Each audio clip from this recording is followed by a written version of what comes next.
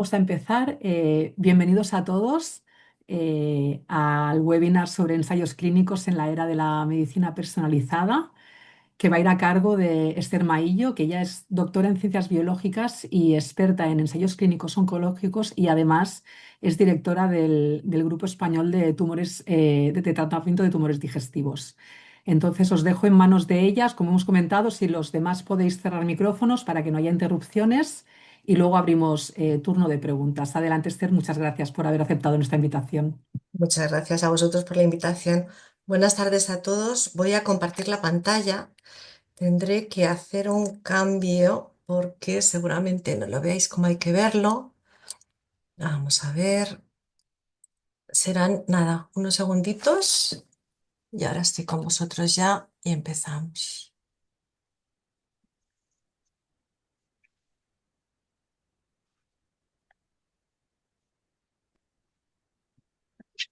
Bueno, un momentito que ahora no me deja. Lo hemos hecho antes y ahora No no te me deja preocupes. hacerlo. Vamos a dejar de compartir y volvemos a compartir. A ver si ahora me deja. Nada, no me deja. Bueno, pues mientras tanto os voy contando un poquito de mí. Vamos a ver si conseguimos ya compartir de una forma correcta la pantalla. Y bueno, deciros que efectivamente llevo en investigación clínica prácticamente toda mi vida laboral, profesional.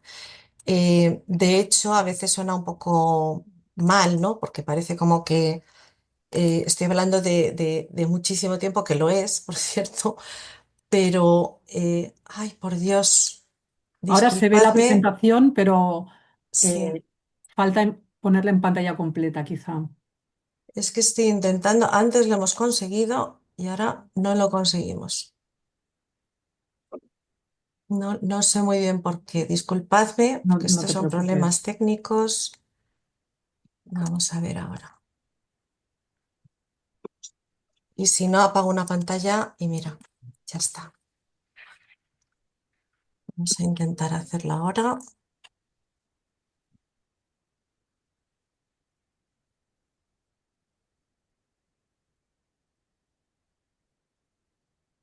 Seguimos sin ver la pantalla completa. Ahora, no, ahora faltaría ponerlo en pantalla completa.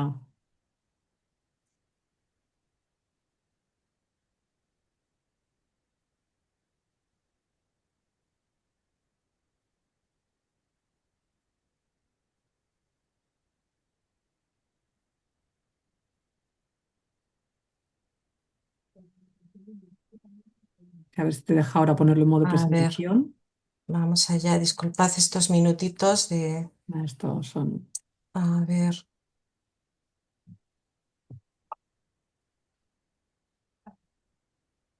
no me deja. No sé qué estoy haciendo mal, pero no me deja. Sí, mira que antes ha sido a la primera. Antes lo hemos hecho a Sí, la primera, ¿verdad? sí. Bueno, a ver, mostrar, ta. Vaya, pues vamos a ver si aunque sea así lo Así, podemos sí. gestionar, porque es que es un poquito enojoso. Vamos a ver, no me da la opción, no sé por qué.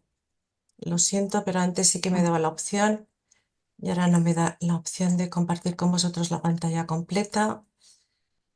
Eh, a ver,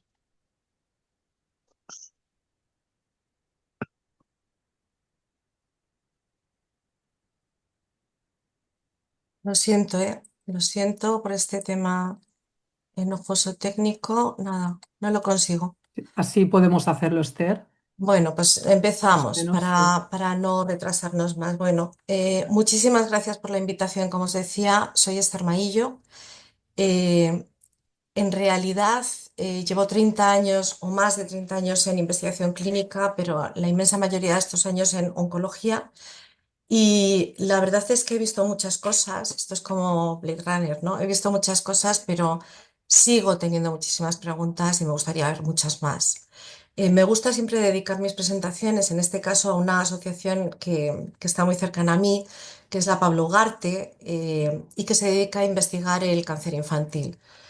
Eh, Bueno, vamos a hablar primero de qué es la investigación clínica. Y lo que ocurre es que cuando hablamos de investigación clínica, creo que todo el mundo tiene esta especie de concepto de una conspiración universal de las compañías farmacéuticas en que están experimentando con seres humanos, están experimentando con nosotros y no tenemos control sobre ello y solo nos enteramos por los escándalos que surgen, ¿verdad? Y a mí me viene a la cabeza esta cita de Voltaire del siglo XVIII, que dice que los doctores son hombres que prescriben medicinas que conocen poco, curan enfermedades que conocen menos, en seres humanos de los que no saben nada. Bueno, yo de lo que trato hoy es de enseñaros que esto realmente ha cambiado, que está en nuestras manos y es una labor muy importante que hagamos entender a todo el mundo que la investigación clínica no es algo que se hace en la oscuridad, sino con luces, focos y taquígrafos. ¿De dónde vienen los ensayos clínicos? Pues veréis, los ensayos clínicos se han hecho toda la vida. Realmente con seres humanos se ha estado experimentando siglos y siglos, ¿verdad? El tema principal es que siempre ha sido una experimentación eh, descontrolada o no controlada. Se hacía intervención porque se confiaba en el médico, se confiaba en el boticario y el paciente simplemente asumía que tenía que tratarse de una forma determinada o someterse a ese tratamiento, ¿verdad? Pero el concepto de vamos a testar si una cosa funciona mejor que otra, la primera vez que lo tenemos documentado es con este estudio del escorbuto y los limones, que data de mediados del siglo XVIII, en que, bueno, en un barco en el que se transportaban mercancías, un médico inglés, ya sabéis que como se agotaban los alimentos frescos, pues al cabo de un tiempo aparecía el escorbuto, ¿verdad? Este médico lo que hace es coger 12 marineros que tienen síntomas de escorbuto, y asignarlos por parejas a distintos tratamientos. Los distintos tratamientos son una cosa muy sencilla, eran lo que había en ese momento, alimentos, agua marina, rábanos, pero también, por ejemplo, se les da en un momento dado ácido sulfúrico, dosis de ácido sulfúrico, ¿verdad? Y a una pareja le corresponde recibir naranjas y limones, y estos son los que no desarrollan síntomas de escorbuto. Esto es lo que da lugar al avance, al concepto inicial de lo que es un estudio controlado, que es la base de los ensayos clínicos. Resulta que seguimos con la historia experimentando y avanzamos solamente porque tenemos grandes escándalos que son reales, que ocurren en base a experimentar con seres humanos sin ningún tipo de control. El que marca un antes y un después realmente es este antecedente. Hay un boticario que crea una fórmula magistral.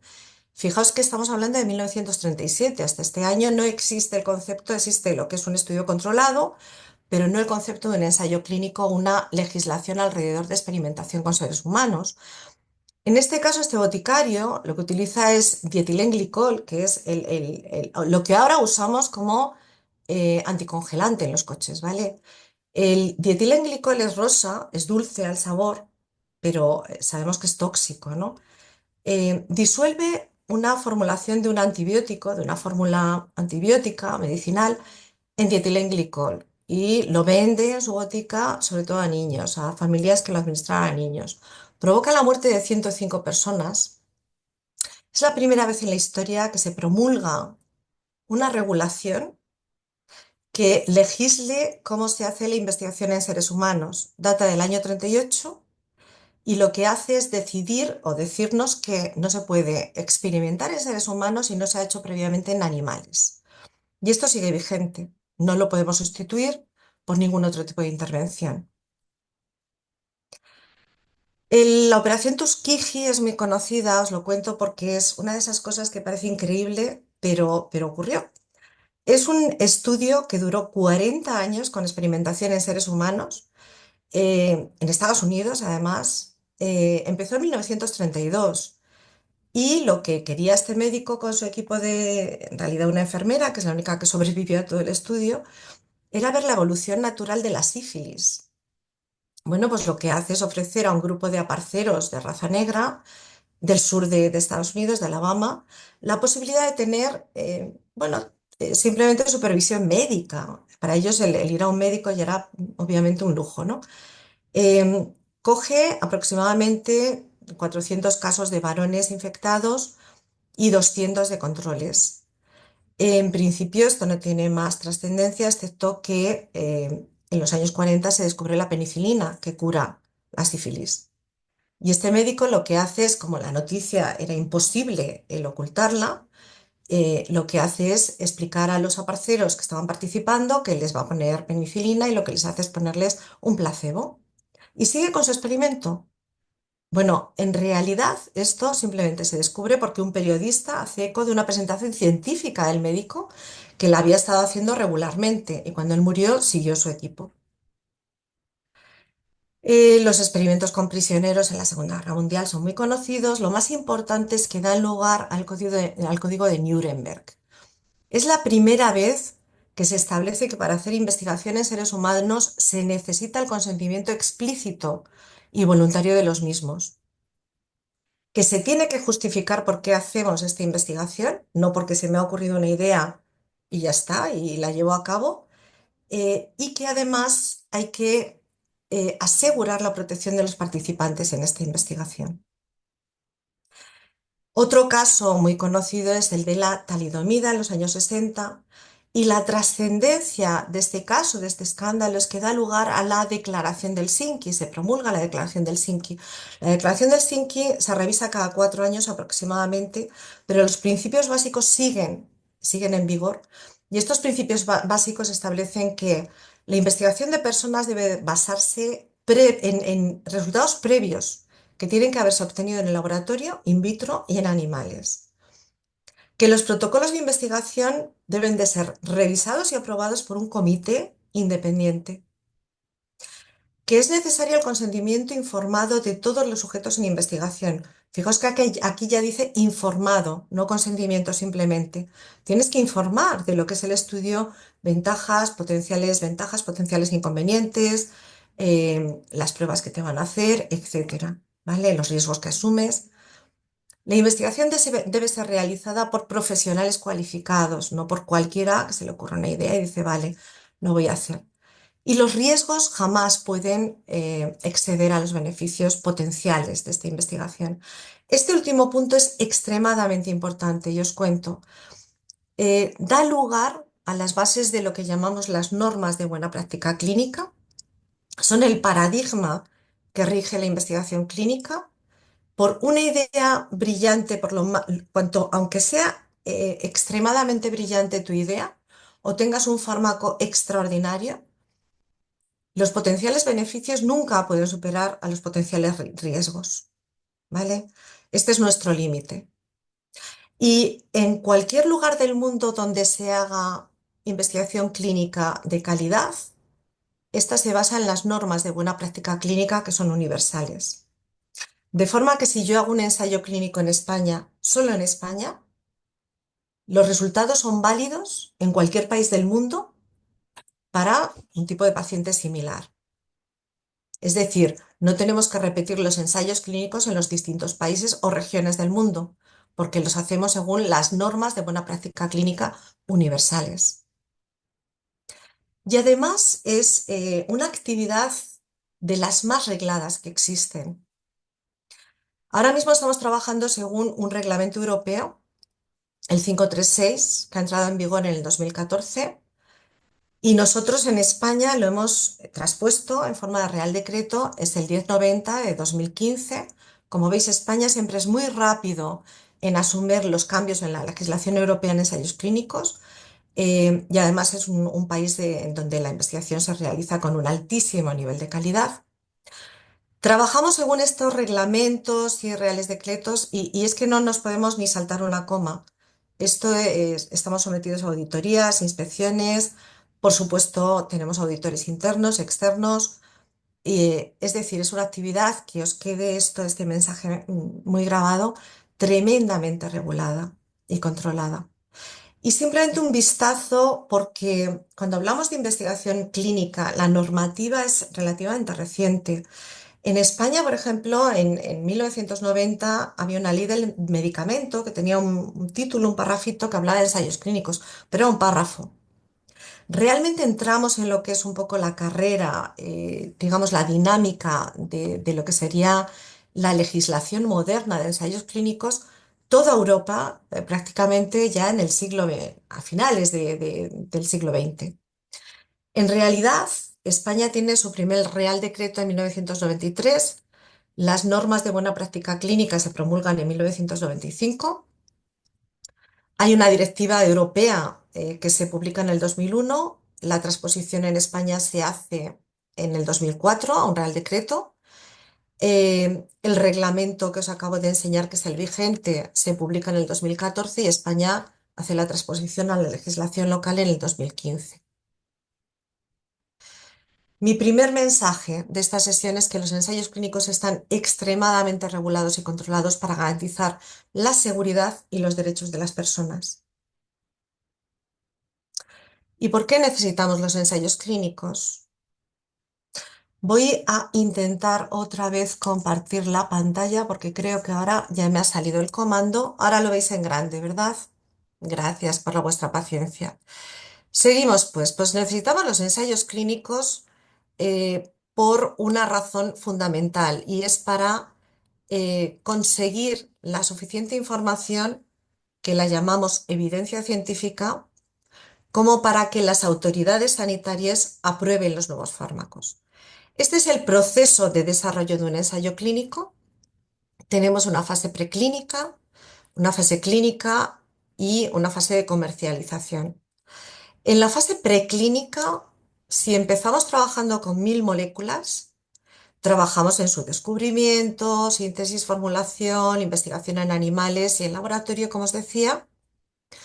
Solo 5 de estas 1000 pasará todos los cribados de la preclínica para entrar en la fase clínica. Es decir, solo 5 moléculas de cada 1000 demostrarán datos preclínicos de suficiente seguridad y eficacia como para pasar a la fase de seres humanos. En seres humanos, ya sabéis, creo que esto es muy conocido, que nosotros avanzamos pasito a pasito por fases. No exponemos a más personas a ninguna intervención, a no ser que tengamos la certeza de que lo que estoy haciendo es primero seguro y luego suficientemente eficaz, para luego demostrar que es más eficaz o igual de eficaz que lo que ya está disponible en el mercado, ¿no? Es decir, tenemos la fase uno, la fase 2 y la fase 3. Si completo todo este trayecto, que solo una de cada 5 moléculas lo hará, puedo optar a una licencia de comercialización, pero ahí no acaba la investigación. Seguimos investigando una vez que el fármaco está comercializado. Esta es la fase, las fases, digamos, uno, 2, 3, en que generalmente se os va a invitar a participar, pero no necesariamente. También se os puede invitar a participar después de que el fármaco está comercializado. Bueno, simplemente que sepáis que en todo este proceso se tarda de media unos 10 años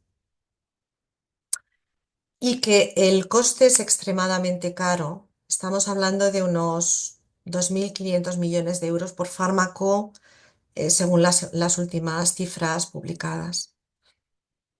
¿Y para qué nos sirve todo este proceso? Para obtener esa evidencia científica.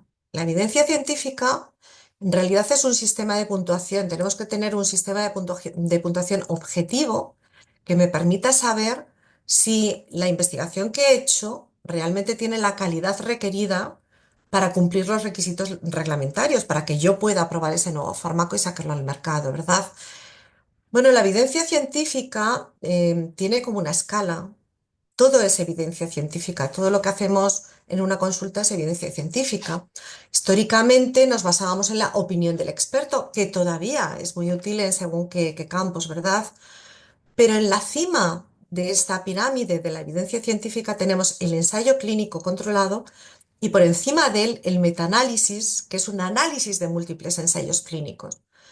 Esto es el paradigma de la medicina basada en la evidencia, frente a la medicina tradicional que se basa más en la opinión del experto. Déjalo ya ahí, Paloma. Bueno, el fármaco solo puede llegar al mercado cuando hemos obtenido esta evidencia científica de tipo uno, que se basa, como os decía, en estos ensayos clínicos controlados, con diseños complejos que nos permiten evitar todos los sesgos de interpretación. Y estos resultados son tan sólidos que son los que nos piden las agencias reguladoras para aprobar los nuevos fármacos, las nuevas terapias.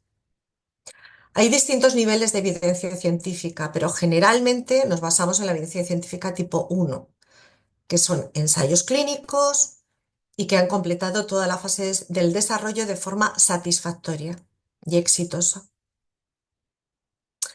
Los ensayos clínicos son muy complejos, pero también muy selectivos. Esto es una de las ventajas, pero también limitaciones. Ventaja porque nos permite obtener resultados mucho más rápidamente. Limitaciones porque yo de toda la población que tiene una determinada patología, voy a seleccionar una muestra de personas para, en base a la hipótesis que yo he generado y con los objetivos que yo he desarrollado, evaluar cómo funciona ese nuevo fármaco frente a lo que ya tenemos en el mercado o un control que yo determine.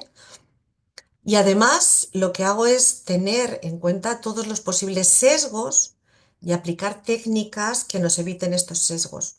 Un sesgo, por ejemplo, es el que se puede imprimir en el estudio si el médico que tiene delante al paciente determina que este paciente necesita un tratamiento ABC.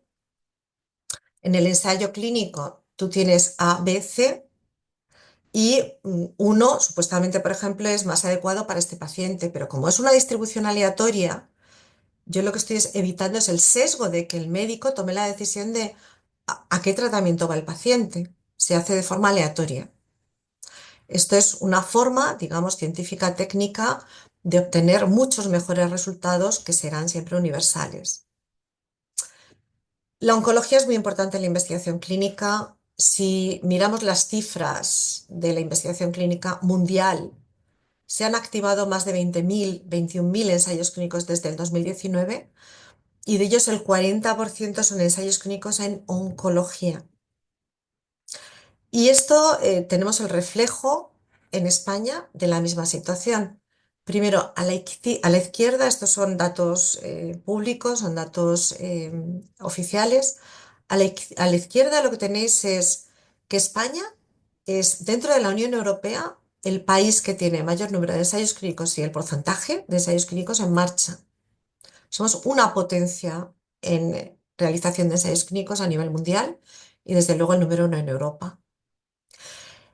Y si vamos a la parte de la derecha, estos serían el número de ensayos clínicos que se han activado en el año 2024 por área terapéutica. Y aquí podéis ver que en oncología se han activado y activos en el año 2024 41,3% de todos los ensayos clínicos de España.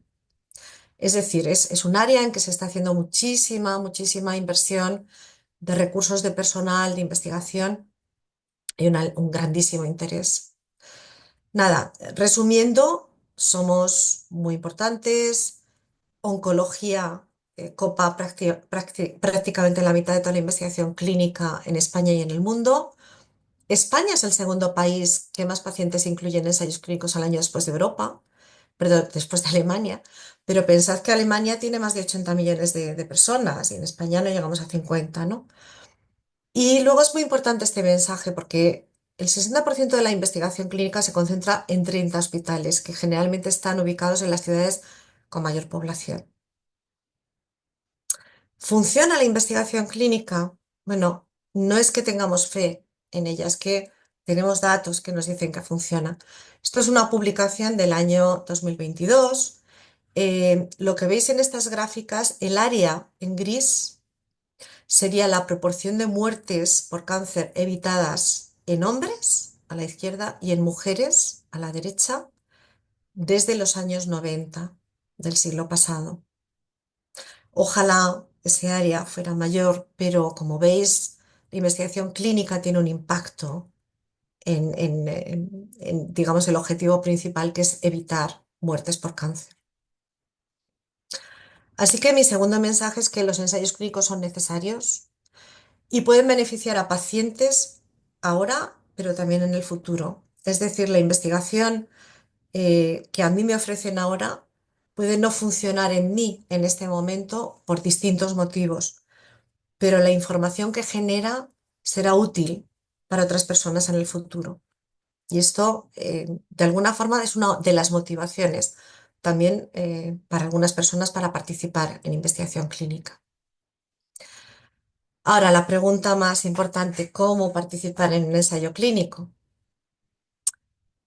Bueno, en principio, todo el mundo puede optar a participar en un ensayo clínico si existe uno para nosotros.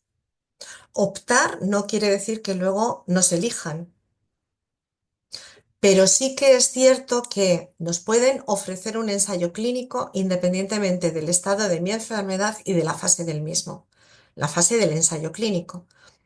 Muy recientemente me han dicho que cuando se habla de ensayos clínicos, muchas personas tienen la idea de que solo se te ofrecen si ya no quedan más tratamientos alternativos. Y esto no es verdad. Eso es aplicable algunas veces en los de fase uno y no siempre. Y realmente tú puedes tener un estado de tu enfermedad y te pueden ofrecer un ensayo clínico en fase 3 donde ya te estén ofreciendo una alternativa con un tratamiento estándar o el de investigación. Y se te asigne aleatoriamente uno de los dos, ¿verdad? Es decir, que no os quedéis con la idea de que solo si no hay más terapias te ofrecen un ensayo clínico. A veces es así, pero no necesariamente.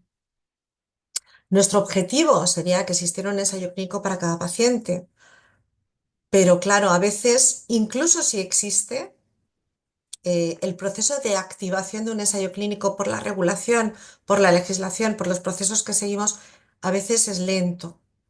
Entonces, puede estar activo o puede estar en trámites de activarse y no poder en este momento participar. No es lo ideal, pero es lo mejor que tenemos. Hay mitos y hay realidades. Como os decía, un mito es que solo se ofrece si ya no quedan tratamientos disponibles. Como os decía, ahora mismo esto no es cierto. Otro mito es que el ensayo clínico usa a las personas como conejillos de Indias. Y esto es inevitable. Es que es oír la palabra ensayo clínico y todo el mundo piensa en conejillo de Indias. Bueno, los conejillos de Indias prueban el fármaco antes que nosotros, como habéis visto anteriormente. Cuando nosotros ya se nos ofrece participar, realmente tenemos una garantía de que se han cubierto todos los procesos a máximos de seguridad y de eficacia para que ese fármaco pase a seres humanos, a experimentación en seres humanos. Y claro, la participación puede tener ventajas e inconvenientes y tú tienes que libremente decidir si te interesa o no. Otro mito es que son arriesgados, que son experimentos. Yo creo que es muy importante también que sepáis que generalmente tú puedes elegir entre quedarte con la terapia habitual, la disponible. Si entras en el ensayo clínico, incluso te puede tocar esta misma terapia o la alternativa que es la de experimental. En cualquier caso, todos los ensayos clínicos tienen un seguro de responsabilidad civil también, es decir, son arriesgados en el sentido de que puedes tener efectos adversos, eso te lo explican en el ensayo clínico, pero también los puedes tener con una aspirina, como ya sabéis. Dicho esto, lo cierto es que solo aproximadamente el 5% de los adultos norteamericanos ha participado alguna vez en un ensayo clínico. Esto es una publicación norteamericana del año 2021.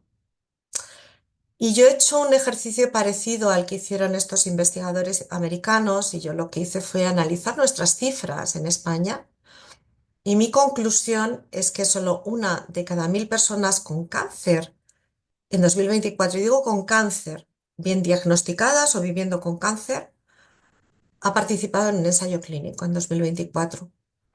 Como veis, hay una gran oportunidad. Aquí hay una ventana de oportunidad fantástica, porque cuantos más pacientes participen, más rápido salen los fármacos al mercado si es que realmente funcionan. ¿Y por qué no se participa en un ensayo clínico? Hay muchos motivos. Primero, muchos de los tumores oncológicos son enfermedades raras. el colangiocarcinoma es uno de ellos. A veces es muy difícil emparejar el oncólogo que trata esta enfermedad con el paciente o dónde está, ¿verdad? Eh, las dificultades son múltiples, ¿verdad? Por ejemplo, hoy en día nos guiamos en muchos casos por factores genéticos. Por tanto, para que una persona pueda frecuentemente acceder a un ensayo clínico, tenemos que tener estos datos genéticos. Muchas veces se hace dentro del propio ensayo clínico, con lo cual esto dejaría de ser una dificultad. A veces la dificultad es la propia creencia o prejuicio de la persona o de su entorno.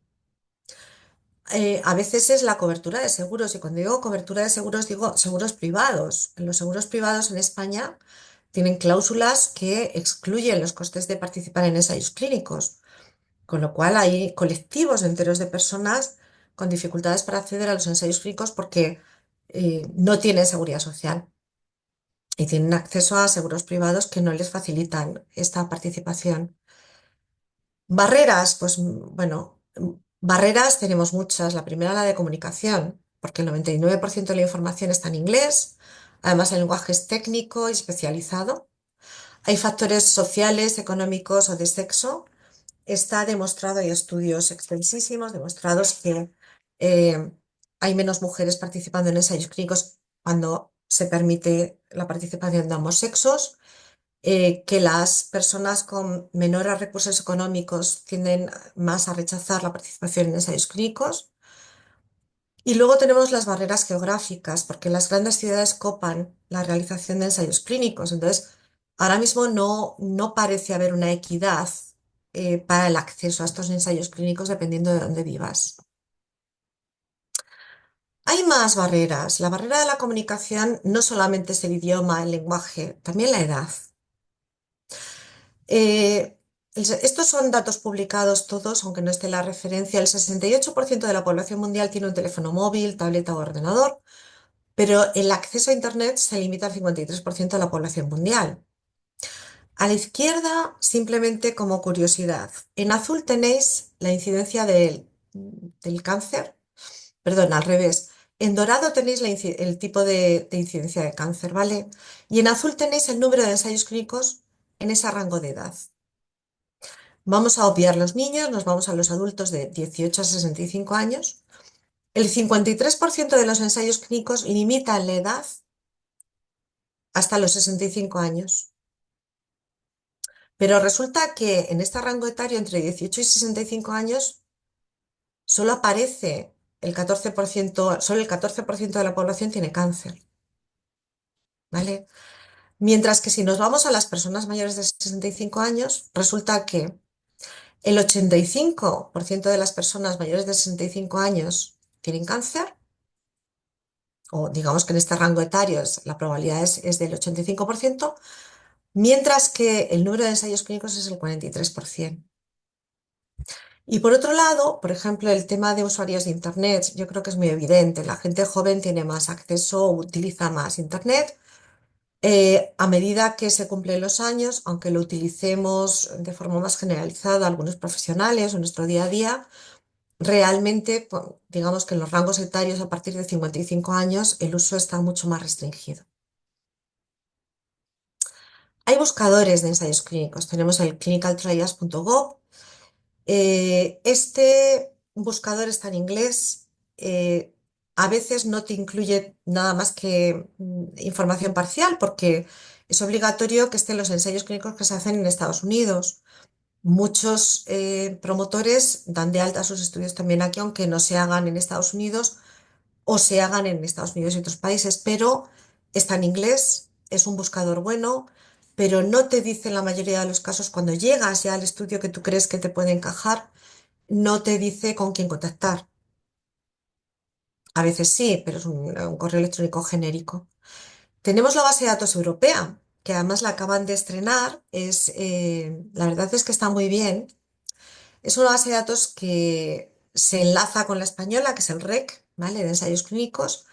Y en esta base de datos sí que puedes hacer unas búsquedas más, tienes criterios de búsqueda, resultados, Lo que pasa es que tampoco te da muchas veces la opción de datos de contacto, ¿vale? Yo ya tengo la información de que este estudio está activo en España, pero ¿con quién contacto para saber si puedo participar, ¿no? Está una plataforma que se llama trialink.org, eh, que tiene una interfaz para pacientes. Lo primero que te piden son tus datos, tu correo electrónico y datos de contacto, porque claro, tiene que cumplir con la ley de protección de datos personales y te van a mandar un informe personalizado, ¿verdad? Y te van a pedir información muy, muy personal que está sujeta a confidencialidad. Bueno, es una opción también, ¿verdad? Yo no he oído todavía a nadie, digamos, entre pacientes que lo hayan testado decirme cómo ha funcionado, pero sería muy interesante, por lo menos es una opción que está disponible. Nosotros estamos en nuestro grupo, que es el Grupo Español de Tumores Digestivos, de tratamiento de los tumores digestivos. Ahora mismo estamos gestionando la creación de un buscador de ensayos clínicos que en principio va a estar destinado solo a búsquedas para tumores digestivos. Queremos que el interfaz para pacientes, la parte que vean los pacientes, tenga un lenguaje accesible, comprensible y que sea útil, con lo cual vamos a contar con vosotros cuando lleguemos al momento en que desarrollamos el buscador para ensayos clínicos para pacientes. En el actual, que es solo para oncólogos, existe la posibilidad de que tu oncólogo envíe informes al oncólogo que hace el estudio con total confidencialidad. Y si luego quieres participar, va a requerir tu consentimiento, obviamente. O si cualificas, requerirá que consientas. Mi tercer mensaje es, pregúntale a tu oncólogo por los ensayos clínicos en los que puedes participar, incluso si implica desplazarte. ¿Por qué?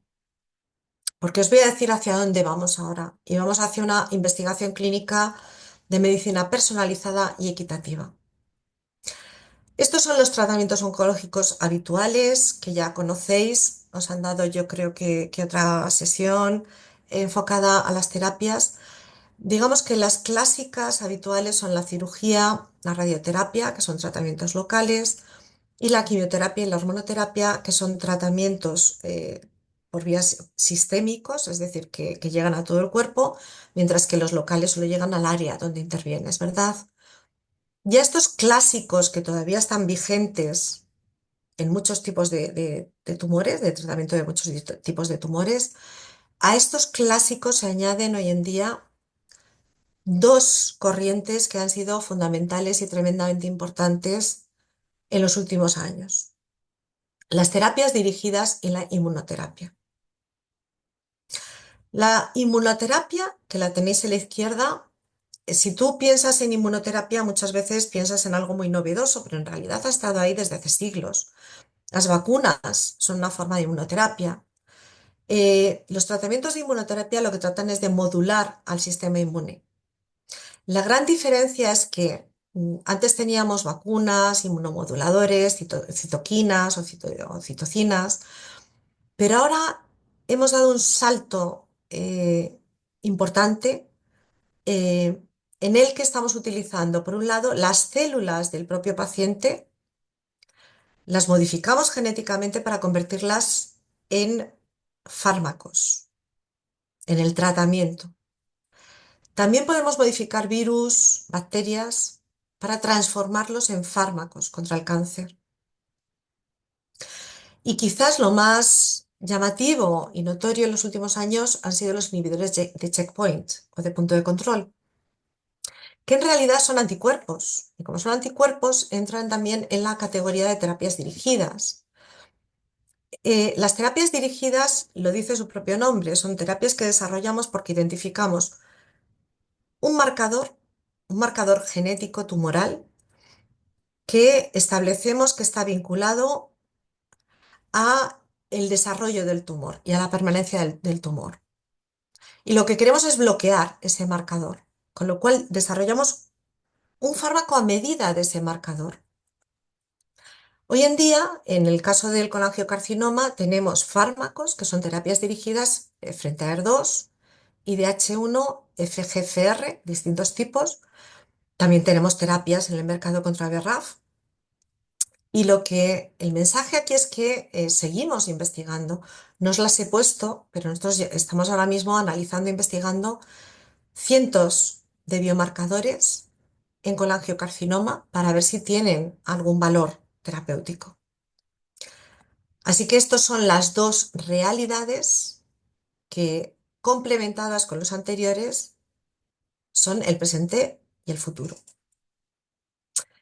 Y estamos haciendo algo más, estamos descentralizando los ensayos clínicos. Queremos que sean equitativos, que haya igualdad de oportunidades independientemente de dónde esté el paciente.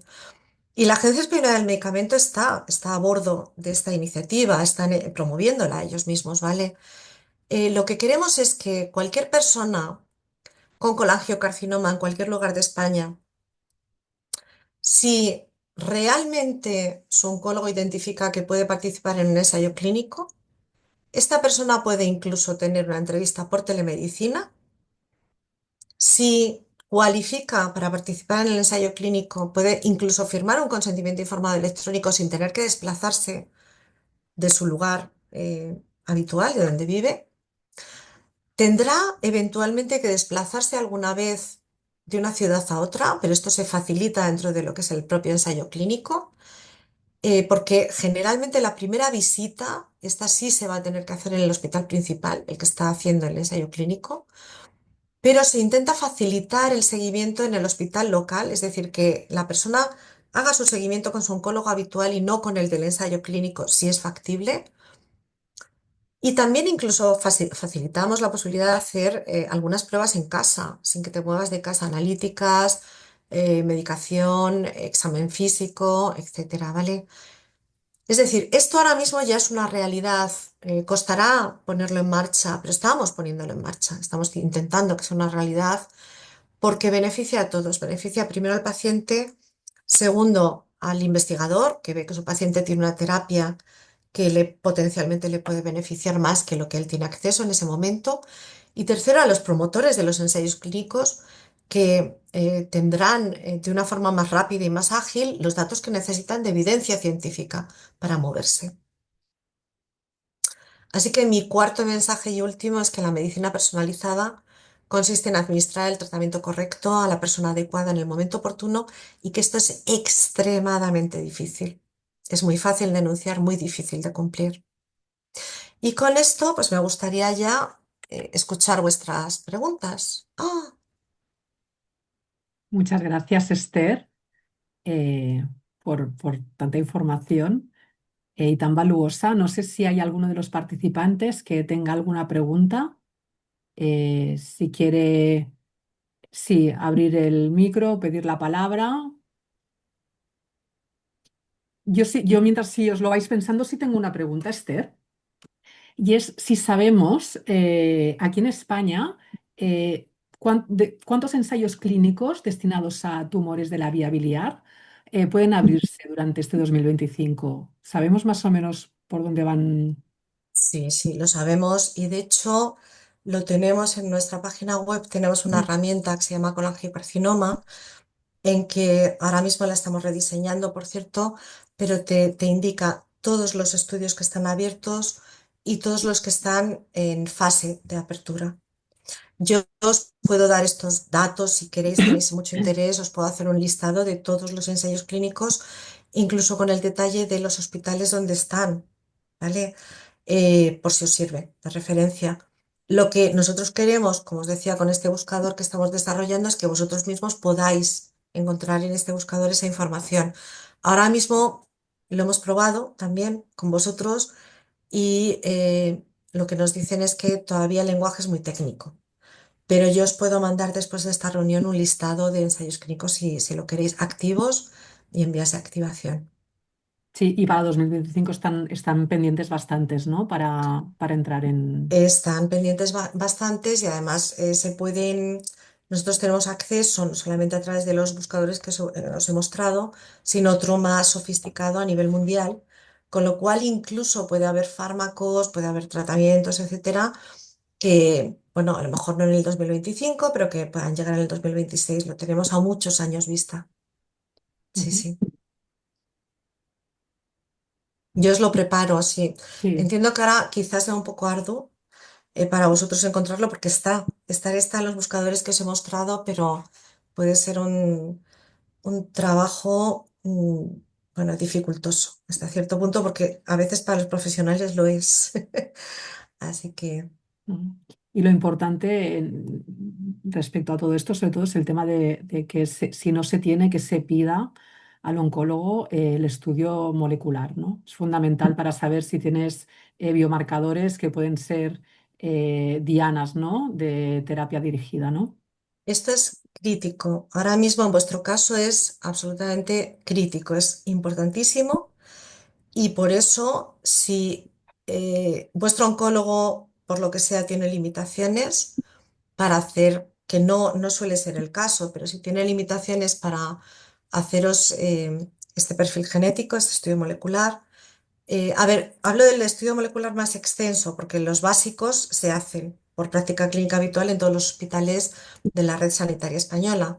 Es decir, los biomarcadores que yo os he mostrado, esos se hacen por defecto ya cuando hay un diagnóstico, con lo cual esos no tienen ningún problema. El otro panel mucho más amplio, el que es lo que llamamos el NGS, este es altísimamente recomendable y si vuestro oncólogo no tiene la posibilidad de hacerlo, siempre existen otras posibilidades y ellos lo saben, porque, por ejemplo, en el TTD, a los oncólogos de TTD les estamos ofreciendo ahora esta posibilidad, ¿vale? Siempre de una forma coordinada, pero si ellos no tienen acceso para hacer un NGS, se lo podemos facilitar desde el TTD. Entonces, bueno, deberían de intentarlo. Bien, no sé si hay alguien más que quiera, que tenga alguna duda, que le haya quedado alguna duda de la presentación o que tenga alguna pregunta para Esther. Hola, sí, yo tengo una pregunta, ¿me oís? Sí, Sí. adelante. Sí, hola, buenas tardes. Muchas gracias por la presentación. Cuando hablamos de ensayos clínicos, ¿también se refiere a la posibilidad de optar a medicamentos huérfanos o eso va por otra normativa? No, es más de lo mismo. Cuando yo os decía que los ensayos clínicos no acaban en esa fase 3 ni en la comercialización, aquí hay varias cosas, ¿no? Está el tema que tú me has dicho, que es el uso compasivo o acceso a fármacos. Sí, sí, sí. Vale. Mira, ocurre una cosa, y es que cuando tú tienes toda esa evidencia científica de la que os he hablado, ¿vale? La presentas a las autoridades sanitarias, el tiempo medio que ellas tardan en evaluar, en interactuar con el promotor, en aclarar los datos, varía como mínimo 6 meses y como máximo puede llegar a 2 años. Es decir, que desde que tú sabes que eso funciona, porque los científicos sabemos que eso funciona, hasta que está en el mercado pueden pasar 2 años.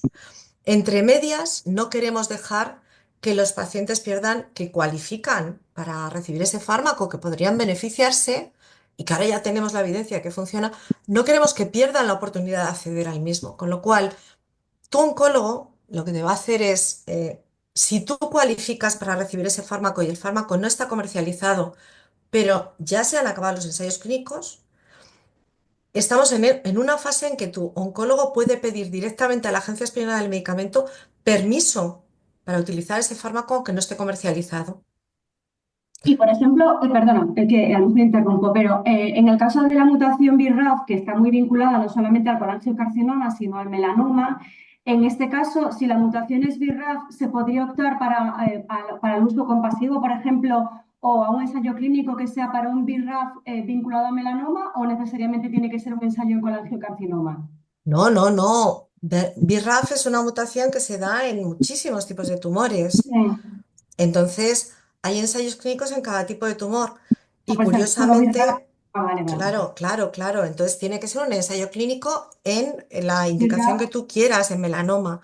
Y tienes que hacer la búsqueda, si estás buscando melanoma, por melanoma. No estoy Y buscando, o sea, he buscado sí. BRAF, perdón, he buscado BRAF y entonces, claro, veo que casi todo está destinado al melanoma, pero claro, BRAF en colangiocarcinoma, que es un tumor sólido, entonces tampoco sabía muy bien si eso también es una búsqueda que debería hacer por BRAF, debería buscar por colangiocarcinoma, por eso preguntaba, perdón. Vale, no, no. El BRAF, ahora mismo tienes, por un lado, ya investigación en curso, ¿vale? Hay investigación en curso. De nuevo, como os voy a mandar los ensayos clínicos que están activos, puedes ver si hay alguno que esté en activo, que seleccione pacientes con esta mutación. Y también existe la posibilidad de acceder, porque contra BRAF hay fármacos pero o sea, no están aprobados en colangiocarcinoma. Esto es otro de los problemas de la investigación clínica, que desarrollamos un fármaco en un número limitado de tumores, porque es tan caro y tan costoso y dura tanto. Entonces, los tratamientos a veces se enfocan a un tipo de tumor, pero si funciona en ese tipo de tumor y tú tienes la misma mutación en otro tipo de tumor de sistema digestivo y tienes evidencia científica, aunque no hayas logrado la autorización, en ese tumor te pueden pedir un uso compasivo también. Se puede utilizar. Muy bien, muchísimas gracias. Gracias. Ya sé que es complejo porque hablamos de muchos términos. Yo quería hacerlo lo más sencillo posible dentro de que, pero lo importante es, hay distintas posibilidades si tú encajas. No siempre tenemos el ensayo clínico activado, pero intentamos cubrir todas las fases, incluso después, como os decía, de tener la evidencia científica hasta que logramos la comercialización que ya está accesible a todo el mundo, sin restricciones, a través de estudios de expansión que se llaman, o este uso compasivo que acabas de mencionar. Muy bien, muchísimas gracias. Muy amable, gracias. De nada, a ti. Sí, no sé si hay alguien más que tenga alguna duda, que quiera hacer alguna pregunta a Esther. Pues os lo hago yo. Sí. ¿Habéis buscado algunos ensayos clínicos alguna vez? No, Sí, me encantaría también oír un poco vuestras experiencias en No, eso, estas. o sea, a ver, yo soy cuidadora, no soy paciente.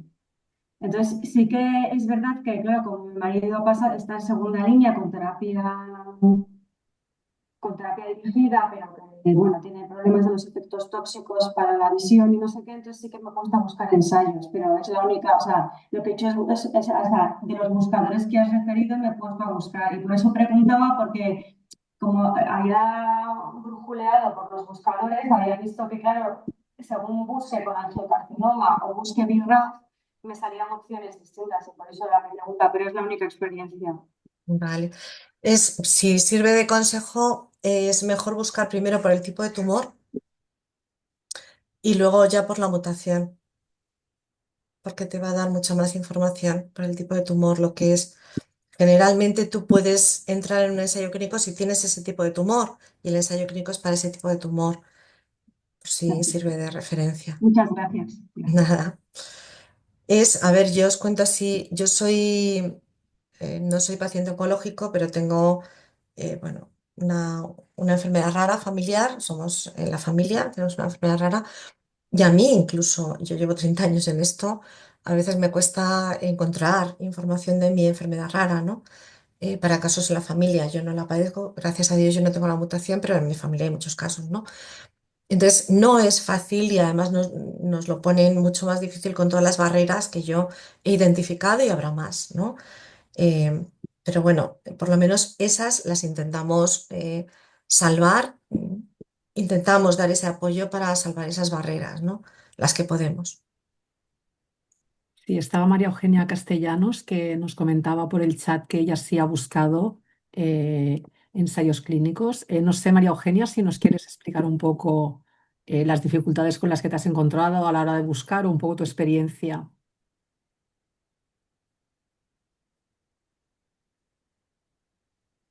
No sé si nos escucha María Eugenia, a lo mejor no nos está escuchando.